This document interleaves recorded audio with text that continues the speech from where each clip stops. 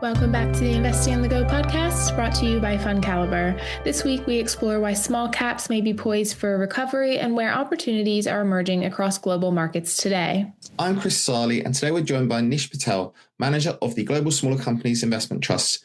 Nish, once again, thank you for joining us. Thanks a lot for having me, Chris. It's no problem at all.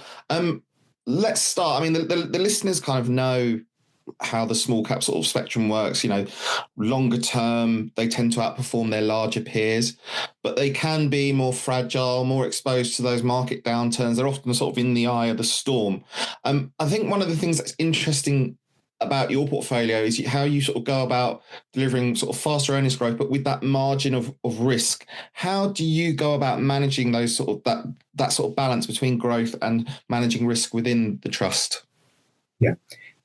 So as you quite rightly said, one of the beauties of investing in smaller businesses is that it is an inherently faster growing asset class, because the companies that we invest in, they tend to start off from a lower base.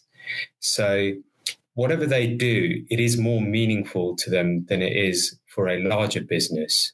For example, if they open a new plant or make an acquisition, that is going to move the needle a lot more for a small company than it is for a larger company. So that's why you tend to have faster earnings growth at smaller companies. The problem is they are inherently more fragile entities. More things tend to go wrong for smaller companies than for larger companies, because these companies aren't as well developed. They don't have a wider or a deeper a pool of managers to call on. They have less access to financial capital, and they tend to be more reliant on, for example, one particular customer or a supplier or one product. So that makes life a lot more challenging for smaller companies in terms of resilience. So what we wanted to do really from the outset was to offer our clients that faster earnings growth potential that is inherent in this asset class, but with lower levels of risk. And the way that we lower risk for our clients is we try and focus on the smaller companies that are higher quality, that are able to deal with all those traditional problems that smaller companies face. So, for example, some of the quality characteristics that we look for are companies with really strong competitive advantages.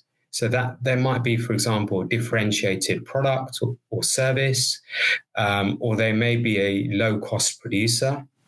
They operate in industries that have barriers to entry. The companies that we invest in generally tend to have good balance sheets. They tend to generate lots of cash, and they're not so reliant on one customer or one product or one supplier. So they're able to withstand some of these challenges that smaller companies typically face. And the management teams we partner with, they have long track records. A lot of them come from bigger companies and want more of an entrepreneurial challenge. So they turn up to smaller companies to try and run these businesses. Or they're led by founders who have a lot of skin in the game. Mm-hmm. So that helps us from a quality perspective. Now, we do get things wrong. Many people get things wrong. So if you do get things wrong, you want to have protection on the downside. So we look to buy into these higher quality companies when they are trading on a significant discount to what they're intrinsically worth. So if we're wrong in our analysis, then that margin of safety or that difference between the share price and what the intrinsic value is will protect us on the downside. So that's how we approach it. Okay. And just in terms of, we'll go back into the portfolio in a bit more detail in a moment, but maybe first, could we just sort of have a look at the wider market? I mean, it has been sort of momentum led and driven by large caps. Could you maybe just, I'm assuming you feel that your sort of segment of the market is primed for quite a bit of a recovery. Maybe just to highlight some of the characteristics that make you so confident in sort of small caps producing strong returns for investors from here.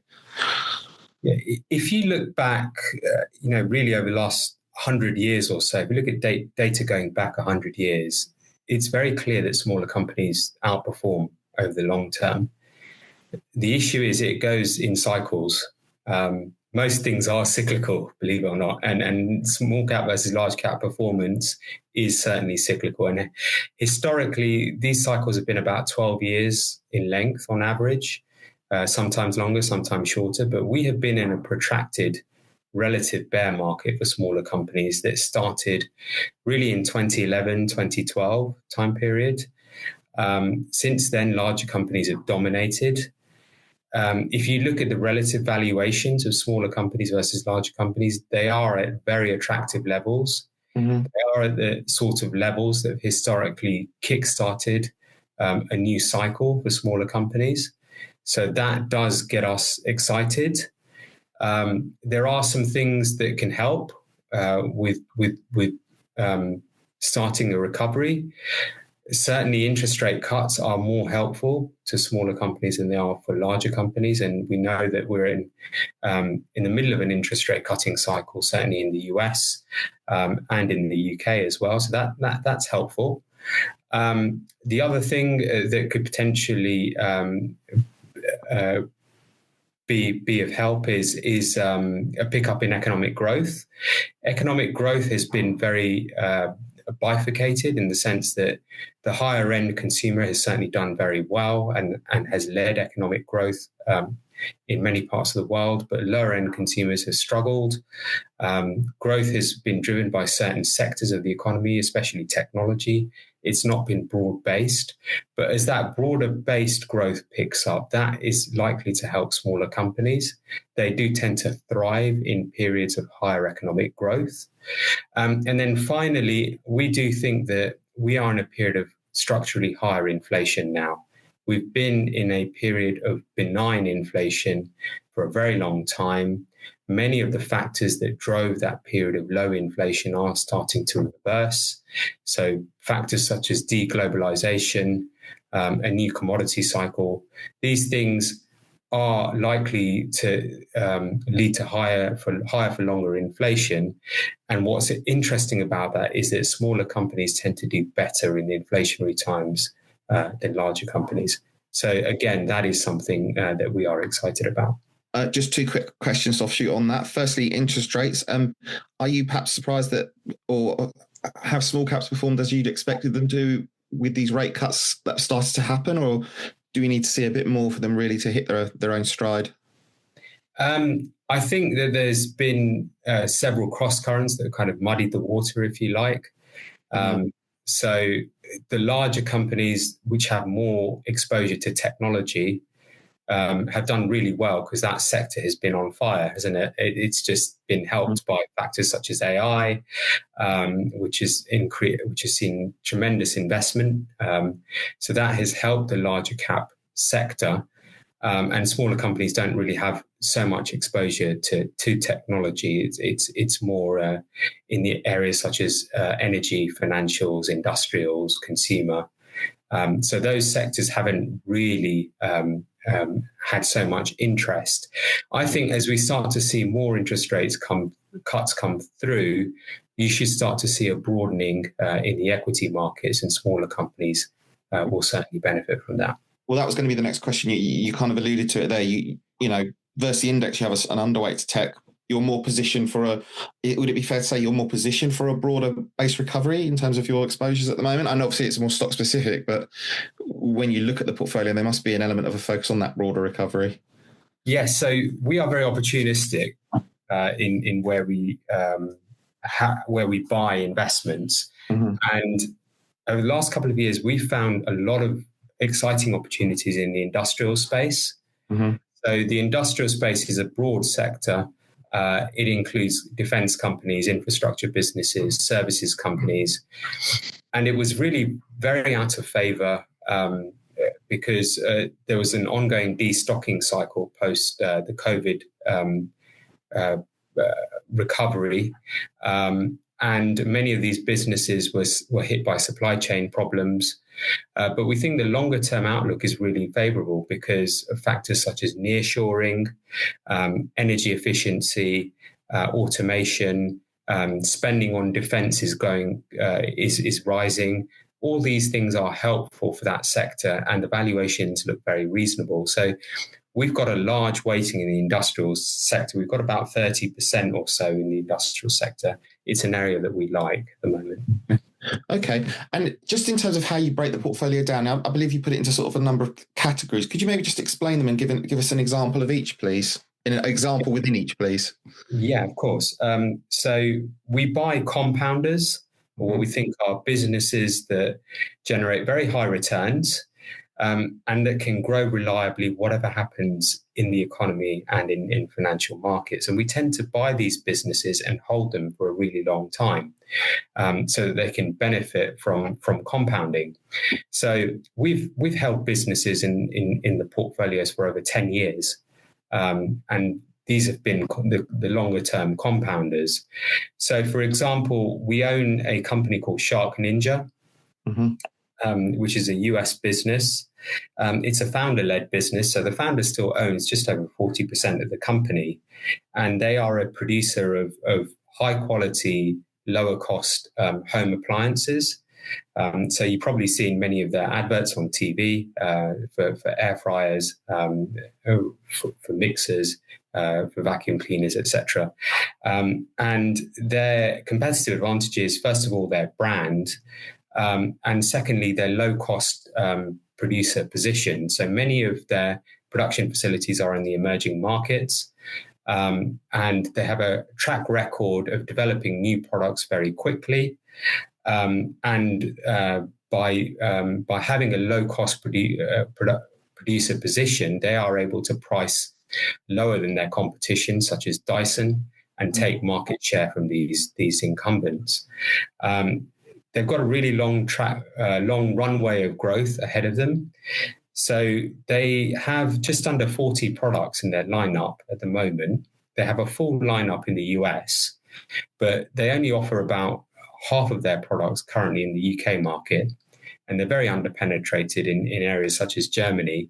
So there's a long runway for current product lineup to be sold in existing geographies, and for them to continue to introduce new products.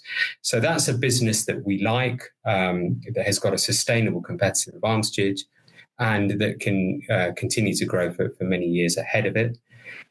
So that's a compounder. In the quality cyclicals area, in the mortgage market, we like this company called Mortgage Advice Bureau in the UK. So this is a cyclical business that is driven by mortgage volumes. So that can be either refinance volumes or new purchase volumes. Now, if we think back to what happened 5 years ago, so 5 years ago, many people were moving house because we were in the middle of the pandemic, and many people wanted a larger place to live in. So mortgage volumes really did spike in 2020, 2021. Now, many of those deals, because those interest rates were low at that time, many of those deals were on 5-year fixes. So those 5-year fixes are now coming due, and are likely to be refinanced. And Mortgage Advice Bureau should see a pickup in volumes, in revenues and margins as a result of that. This is a very well-positioned business. It is one of the UK's largest mortgage broker networks. It does benefit from scale in terms of being able to offer a wide range of products from different providers in different financial institutions. And they have invested heavily in technology. So that's a company that we like in the quality cyclicals area. And then finally, our third bucket is long cycle. So there are several industries that we categorize as long cycle in nature. So these industries tend to see a period of spending on new capacity, followed by realization that there's been too much spending, and then there's a long drought of underinvestment. And in that period, you see consolidation and fixing of balance sheets of incumbent companies. So we think the commodity industry has been through a long period of underinvestment. So the classic example is the oil industry. So the oil industry really peaked in 2013, 2014. We did see a lot of bankruptcies, particularly in the shale space in North America. That industry is now consolidated. The balance sheets have been fixed. The demand really hasn't changed much. In fact, the demand has grown for oil.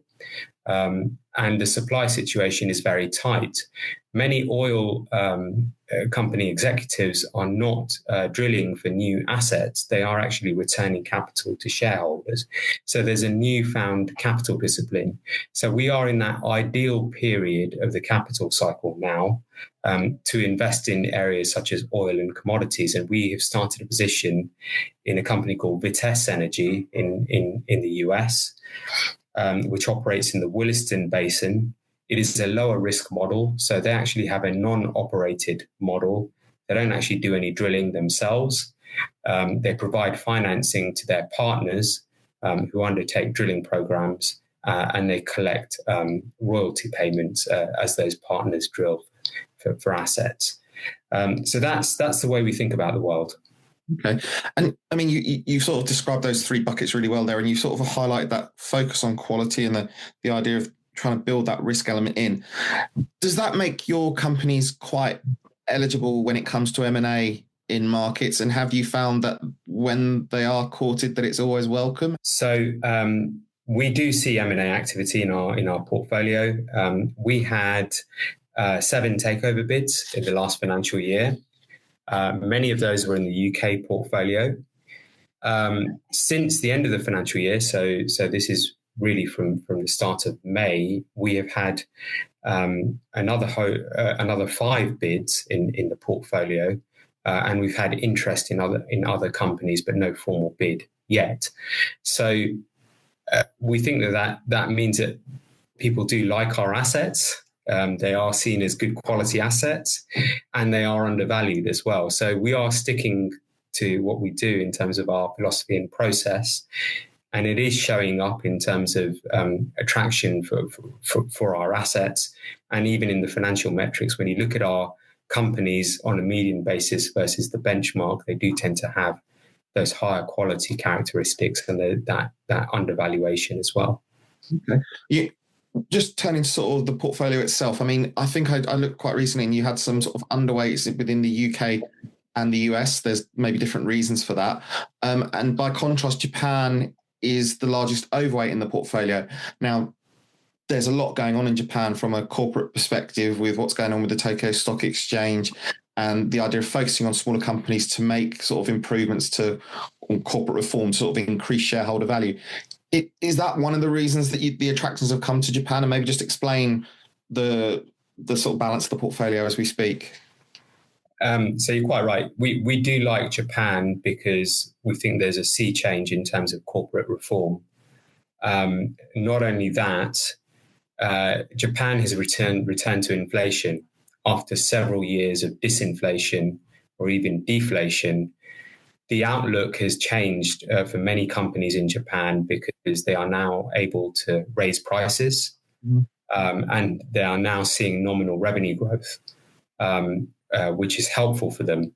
So these factors, along with a government that is now spending money on fiscal programs, mean that the outlook for Japanese businesses has improved. Now, in the corporate reform is helpful from the perspective of many of the beneficiaries of corporate reform are smaller businesses. So many of the businesses that are trading below book value, that have an ROE below 6%, that are facing potential delisting, are those smaller companies. So the opportunity set of candidates that could benefit from corporate reform is bigger in small caps than it is for large caps. So we think that is a fruitful area. Our team have found some really good opportunities there, and they've delivered some really good returns in their portfolio from identifying these corporate reform opportunities. I was just going to ask about the UK and the US in terms of those valuations. Is it valuation for the US? For the US, it is valuation. We're finding less opportunities from a bottom-up perspective. And certainly over the last 3 to 4 months or so, we have seen more speculative activity in the US market. In the small cap market, we're seeing those profitless businesses do well. Those so-called meme stocks have come back. So the environment is a little bit more speculative. We're finding less opportunities. We're finding more opportunities in places like Japan, in places like Europe, and even the emerging markets. Now, the UK, we do have a hybrid benchmark. So we actually have our benchmark as 20% the Numis Small Cap Index, which is the UK Small Cap Index, 80% the MSCI World ex-UK Small Cap Index. So despite having we've got 18.7% in the UK at the moment. So that is still a sizable weighting. We're underweight, though, relative to our hybrid benchmark, but we are much higher than most global funds who have about 4 or 5% in the UK. So we're underweight, but we still have 18.7% there. And we are seeing a lot of opportunities in the UK market. Okay. And just finally, obviously, the fund is on the sort of the AIC, the Association of Investment Companies sort of dividend hero list. You know, I understand it's a byproduct of the process, but nevertheless, 55 years of sort of increasing dividends is nothing to sort of be sniffed at. We talked about Japan earlier, but there's other emerging markets that are also looking at increasing dividends across the piece. Do you see that as a greater area of focus from here on in terms of dividends, searching for have companies that are eligible in terms of offering that dividend as well? Because obviously that sort of gives investors a cushion if we see sort of share appreciation for more volatility in markets. Do you feel there'll be more diversity is essentially what I'm saying going forward? Yeah. So the dividend is not our primary focus. Our primary focus is actually capital growth. But we focus on businesses that generate lots of cash, and they need to do something with the cash. And a lot of them are either buying back stock or paying a dividend. So the dividend is a byproduct of that philosophy of cash generative businesses. Mm-hmm. And these businesses are growing inherently, so you'd expect the dividend to continue to grow. And that's what's contributed to this 55-year record that we have. So these Japanese businesses and some of the businesses in Korea in particular are undertaking improvements to capital allocation. Some of them are introducing dividends and buybacks. So we should see some benefit from that. But we are not specifically trying to identify dividend payers in this fund. That's not what we do. Okay. Nish, thank you very much for spending some time with us again today. Thank you very much, Chris. Appreciate your time. Smaller companies have traditionally outperformed their larger counterparts over the longer term, and the Global Smaller Companies Trust offers investors the opportunity to participate in this potential growth. To learn more about the Global Smaller Companies Trust, please visit FundCalibre.com, and don't forget to subscribe to the Investing on the Go podcast, available wherever you get your podcasts. Please remember, we've been discussing individual companies to bring investing to life for you. It's not a recommendation to buy or sell. The fund may or may not still hold these companies at the time of listening. Elite ratings are based on FundCalibre's research methodology and are the opinion of FundCalibre's research team only.